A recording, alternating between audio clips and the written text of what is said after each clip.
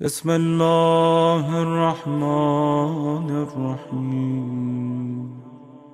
سورہ مبارکہ کوثر قرآن مجید کا ایک مختصر سورہ، مگر قرآن کی حفاظت کا سب سے بڑا سامان ہے۔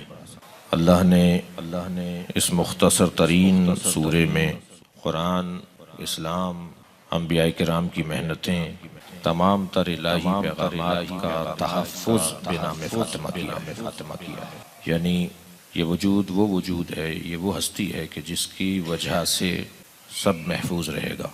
اللہ نے اپنے حبیب کو بہت کچھ دیا، مگر حبیب اپنی امت کے حوالے سے نگران اور پریشان تھے۔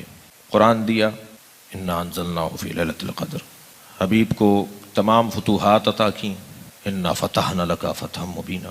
معراج پر بلا لیا، تمام خزانوں کی کنجیاں سرکار کے قدموں میں رکھ دیں۔ رسالت کا سب سے عظیم اور حسین عنوان، انا ارسلناک شاہدا مبشرا ونذیرا وداعیا الی اللہ باذنہ وسراجا منیرا۔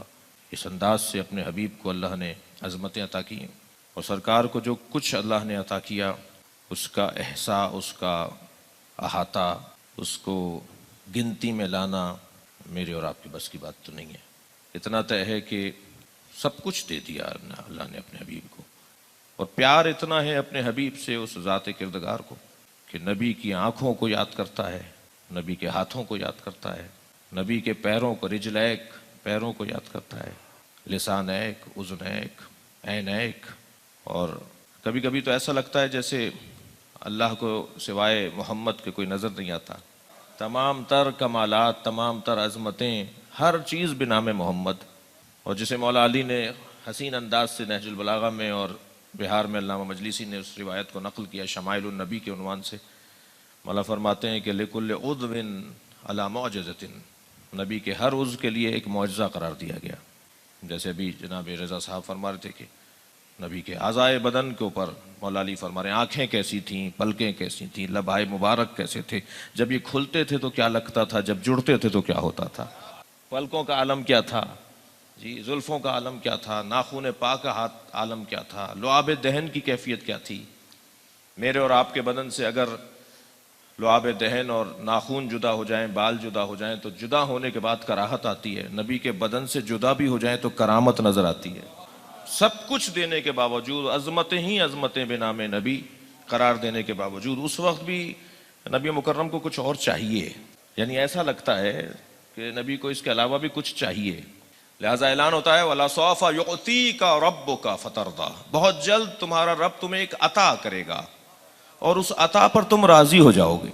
اتنا کچھ ملنے کے بعد بھی نبی کو کچھ اور چاہیے۔ سب کچھ ملنے کے بعد بھی جو چیز چاہیے اسے فاطمہ کہا جاتا ہے۔ یہ ساری کائنات میں تو فعل محمد مصطفیٰ بنی ہے۔ لولاک لما خلقت الافلاک، اے میرے حبیب اگر آپ نہ ہوتے تو میں افلاک کو خلق نہ کرتا۔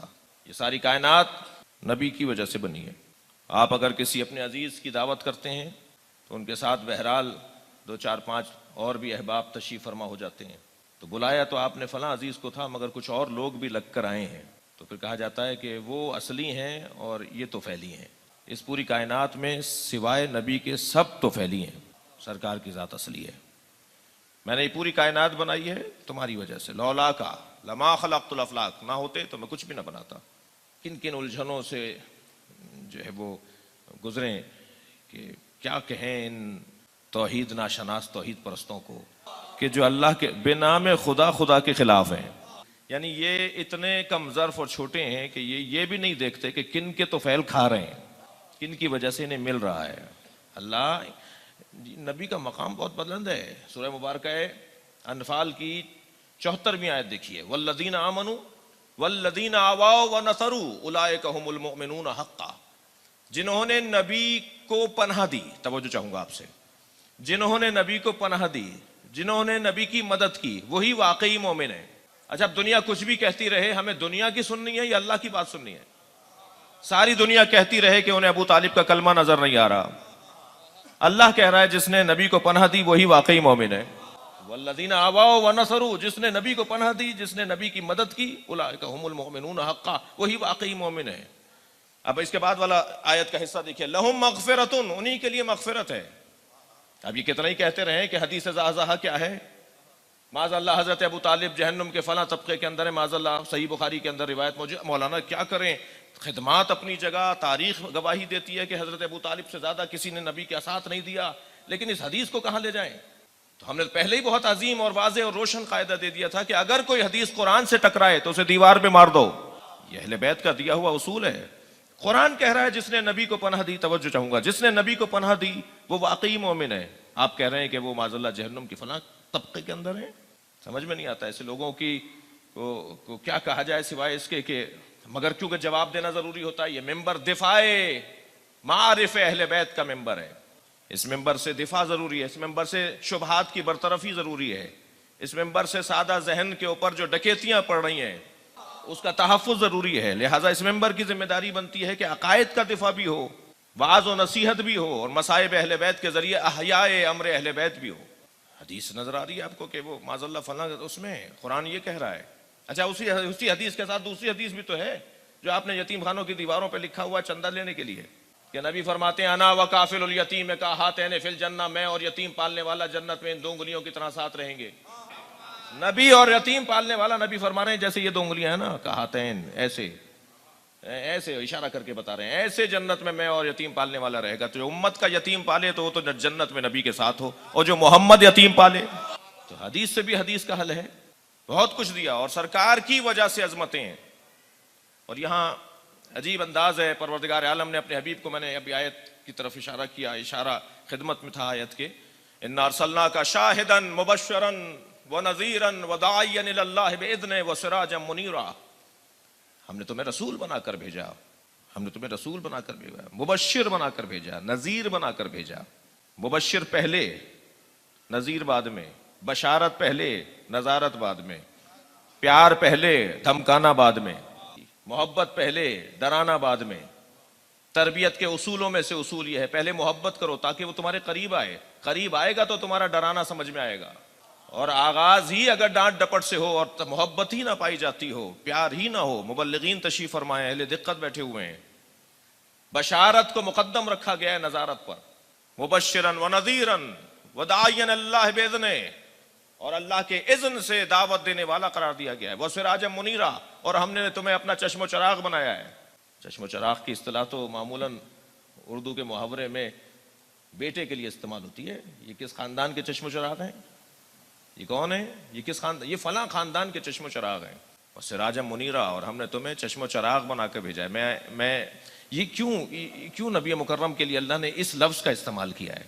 کیونکہ آئے تھے عیسائی سرکار کے سے مناظرہ اور مباحثہ کرنے کے لیے کہ حضرت عیسیٰ اللہ کے بیٹے ہیں، اور بحث یہاں تک پہنچی کہ اگر حضرت عیسیٰ اللہ کے بیٹے ہیں اس بنیاد پر کہ ان کے والد گرامی نہیں ہے تو حضرت آدم کی تو والدہ گرامی بھی نہیں ہے، تو اگر اس بنیاد پر اللہ کے بیٹے ہیں تو حضرت آدم کو بھی کچھ مانو۔ کہا نہیں، عیسیٰ کیونکہ اللہ کے سب سے بڑے بندے ہیں۔ بھائی غور کر رہے ہیں آپ حضرات؟ بحث چل رہی تھی تو سرکار نے فرمایا ان کان للرحمن ولد، اگر رحمان کے لیے کوئی ولد ہوتا تو انا اول العابدین، تو میں سب سے پہلا اللہ کا بندہ ہوں۔ بندہ ہونے کی بنیاد پر اگر بیٹا ہوتا ہے تو میں تو سب سے بڑا بندہ ہوں۔ اب یہ لفظ ولد تو نبی مکرم کے لیے اللہ نے استعمال نہیں کیا، چشم و چراغ استعمال کیا ہے۔ تو اب مجھے ایک جملہ کہنے دیجئے، جو اللہ کا چشم و چراغ ہو وہ ابو طالب کے گھر پیدا ہوا ہے تو ابو طالب کا شکریہ ادا ہوگا نا، علی خانہ کعبہ میں پیدا ہوں گے۔ لیکن ان تمام تر کمالات اور عظمتوں کے باوجود سرکار دو جہاں کو جب سیدہ عطا کی گئیں تب اللہ کے حبیب راضی ہوئے ہیں۔ عجیب حدیث ہے، مولانا فرماتے ہیں جب میں فاطمہ کو دیکھتا ہوں تو میرے یہاں جوش تبلیغ میں اضافہ ہوتا ہے۔ فاطمہ کو دیکھتا ہوں تو میں تبلیغ کرنے میں، دین پہنچانے میں میرے اضافہ ہوتا ہے، میں شوق بڑھتا ہے کہ میں اللہ کا پیغام اور پہنچاؤں۔ سیدہ کو دیکھ کر نبی کی رسالت میں، نبی کی ذمہ داریوں میں رونق بڑھتی ہے۔ جناب زہرا عزیزان گرامی، ایک ایسا عطا ہے پروردگار جو نبی کو اللہ نے دیا جس کا کوئی مقایسہ نہیں ہے، کوئی قابل مقایسہ وجود ہی نہیں ہے۔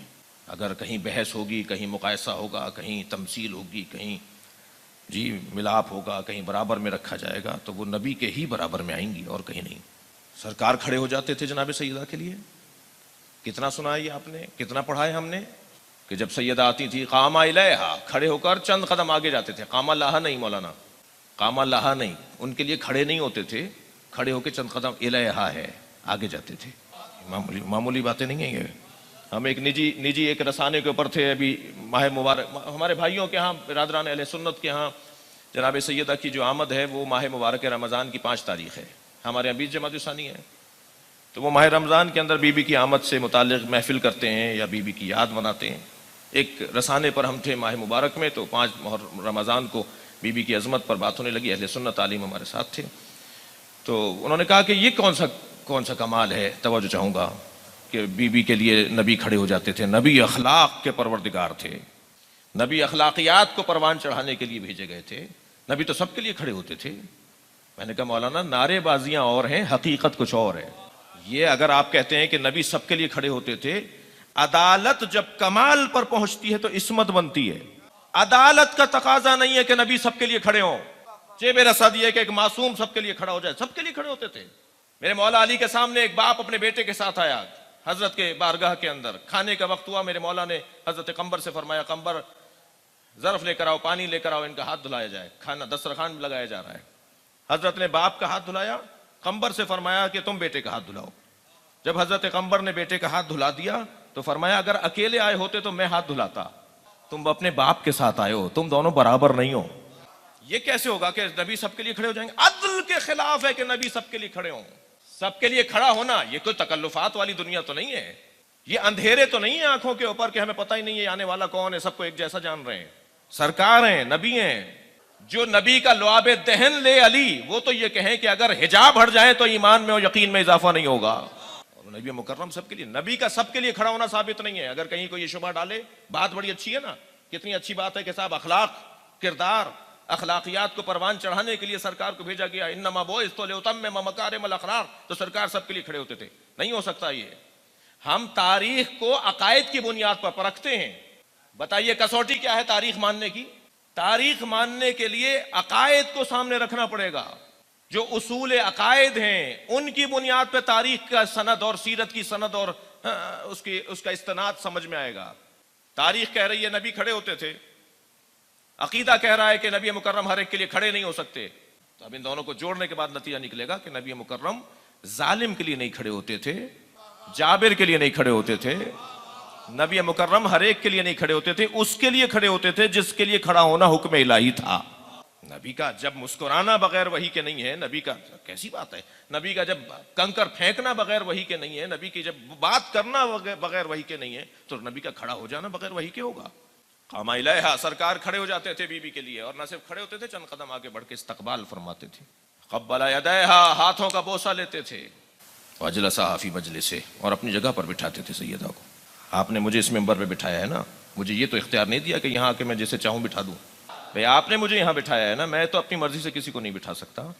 آپ کو بیٹھنے کا کہا تھا, بٹھانے کا نہیں کہا تھا. سرکار دو جہاں کو پروردگار عالم جسے چاہیں بٹھا دیں. اگر اپنی جگہ کسی کو بٹھا رہے ہیں تو مانے کہ کوئی بدل نہیں رہا. ایک نبوت خفا میں ہے اور ایک نبوت جلا میں ہے. نہیں اس الجھن میں پڑھنا چاہتا, شاید یہ ممبر ہے یا بعد والی ہال کا ممبر ہے. حضرت آیت اللہ جوادی عاملی کا بیان ہے, انہوں نے اپنی تفسیر تسنیم میں لکھ بھی دیا ہے کہ حضرت مریم کے نبی ہونے پر اہل سنت کے علماء میں بحث ہے. اچھا یہاں بیان ہو چکا ہے, اب اہل علم کو تو صرف اشارہ ہی پیش کرنا ہوگا, جا کے دیکھ لیں. حضرت مریم کے نبی ہونے پر اہل سنت کے علماء میں آیت اللہ جوادی عاملی فرماتے ہیں بحث ہے. کچھ دلائل دیتے ہیں کہ وہ نبی تھیں, کچھ دلائل دیتے ہیں کہ وہ نبی نہیں تھیں. پھر وہ اس بحث کو لپیٹتے ہوئے کہتے ہیں کہ میں اس بحث میں مبتلا ہی نہیں ہونا چاہتا, میں تو سیدہ کو دیکھنا چاہتا ہوں کہ جس مریم پر یہ بحث ہو, گفتگو تو ہے نا کم سے کم. پھر انہوں نے لکھا ہے کہ ضروری نہیں ہے کہ کوئی نبی ہو تو اس کے لیے امت بھی ہو. ہر نبی کے لیے امت ہونا ضروری نہیں ہے. خود ذات کے لیے بھی نبی ہوتے تھے, خود اپنے لیے نبی, اپنی ذات کے لیے نبی. اور یہاں نبی مکرم اپنی جگہ پر سیدہ کو بٹھا رہے. کیوں کھڑے ہوتے تھے اس کے اوپر میں نے 8-10 خیالات اور تصورات, اور پھر ان پہ دلائل, پھر ان پہ احادیث, پھر ان پہ آیات اور استناد اور سند, اور اس کو مضبوط کرنے کی کوشش کی ہے. نہیں معلوم آج کتنا بیان ہوگا اور کل کیا ہوگا, لیکن اتنا ہے کہ نبی مکرم جو کھڑے ہوتے تھے اس کی بہت موٹی موٹی علتیں ہیں. کوئی کام بھی حکمت سے تو نہیں تھا نا خالی, کوئی کام بھی حکمت سے خالی نہیں تھا. کوئی بات بھی ایسے نہیں ہے کہ جس میں حکمت نہ ہو. سرکار کا جناب سیدہ کے لیے کھڑا ہونا ایک عظیم ترین علت جنہیں ہم سمجھ سکتے ہیں. اور دیکھیے بی بی نے اپنے خطبے میں فرمایا ہے, علموا انی فاطمہ, پہچانو میں فاطمہ ہوں.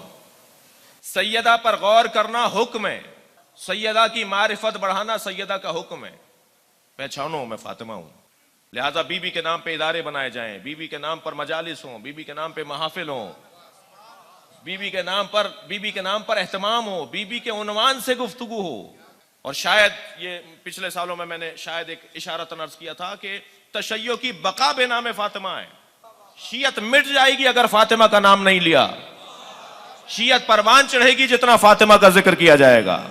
دیکھیے جناب رسالت مآب کا قتل کرنے والا کسی بھی خیمے کا ہو سکتا ہے. مولا علی سے جس نے دشمنی کی، مولا علی کے قاتلوں سے لا تعلقی ضروری نہیں ہے کہ وہ مذہب کی شناخت کروائے. امام حسن کے قاتل سے نفرت کرنا یہ ضروری نہیں ہے کہ اس سے مذہب کی شناخت ہو. امام حسین کے قتل کرنے والوں سے نفرت کرنا ضروری نہیں ہے کہ اس سے مذہب کی شناخت ہو. صرف سیدہ کے قاتلوں سے نفرت ہے جو مذہب کی شناخت کروا دیتی ہے.